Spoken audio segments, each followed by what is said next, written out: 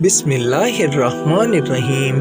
प्यारे दोस्तों, क्या आपको मालूम है कि एक ऐसी औरत भी थी जिसने अपने सगे बेटे के साथ अपनी ज़िना जैसी ख्वाहिश को पूरा किया। इसने अपने बेटे के साथ ज़िना किया और वो फिर इससे हामला हो गई। हामला होने के बाद जब इस औरत का इंतकाल हुआ तो फिर इसके साथ कब्र में क्या सलूक किया गया। आज की इस वीडियो में आपको इसी से मुतल्लिक अहम तरीन मालूमात फराहम करेंगे। वीडियो में आगे बढ़ने से पहले वीडियो को लाइक करके चैनल को सब्सक्राइब ज़रूर कर लें। अस्सलामुअलैकुम दोस्तों, उम्मीद है आप सब ठीक ठाक होंगे और खैरियत से होंगे। प्यारे दोस्तों, अल्लामा इब्ने जूज़ी अपनी किताब में लिखते हैं, इब्ने जूज़ी ने एक बाएतमाद दोस्त का वाक़या बयान किया है कि एक रात मैंने ख्वाब में देखा, मेरे घर के करीब जो कब्रिस्तान है, इस कब्रिस्तान के मुर्दे अपनी अपनी कब्रों से निकले हैं और एक जगह इकट्ठे हो रहे हैं। फिर उन्होंने रोना शुरू कर दिया और गिड़गिड़ा कर दरबारे इलाही में दुआ करते हैं, या अल्लाह तू फ़लाँ औरत जो सुबह मर गई है वो हमारे कब्रिस्तान में दफन ना हो, अल्लाह हमें इससे बचा ले।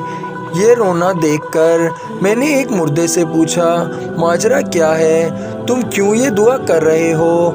इसने बताया कि जो औरत सुबह मर गई है वो जहन्नुमी है।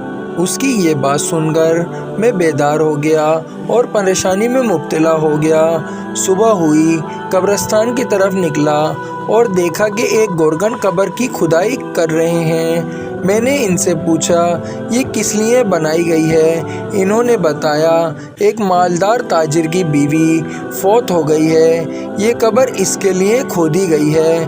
मैंने इनको रात वाला मंजर बता दिया। गोरकन ने वाक़या सुनकर कब्र को दोबारा बंद कर दिया। उसके बाद उस औरत के घर से कुछ आदमी आए। उन्होंने कब्रिस्तान में आकर पूछा कब्र तैयार है, तो उन्हें कब्र बनाने से मना कर दिया। फिर वो दूसरे कब्रिस्तान गए। दूसरे कब्रिस्तान वालों के पास भी ख्वाब वाली बात पहुंच चुकी थी, तो उन लोगों ने भी कब्र बनाने से इनकार कर दिया। फिर उस औरत के घर वालों ने एक दूसरे मकाम पर जाकर उस औरत की कब्र खुदवा दी और मैं जनाजे के इंतज़ार में बैठ गया।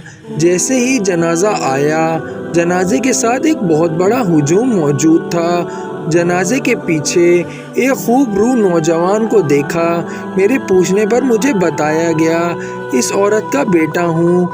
फिर इब्ने जूज़ी ने इस लड़के को अपना ख्वाब बताया, तो ये ख्वाब वो सुनकर बहुत हैरान हुआ। इसने कहा मेरी माँ शराब पीती थी, क्या ये इस वजह से तो नहीं?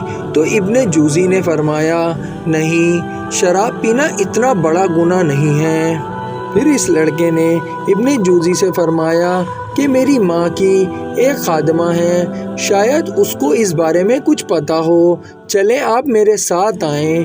वो इब्ने जूज़ी को अपने घर ले गया और घर ले जाकर उनके पास बिठा दिया और उनसे पूछा कि आप हमें बताएं कि मेरी माँ का ऐसा कौन सा गुनाह था कि जिसकी बिना पर मुर्दे भी दुआ कर रहे हैं कि ये औरत हमारे कब्रिस्तान में ना आए।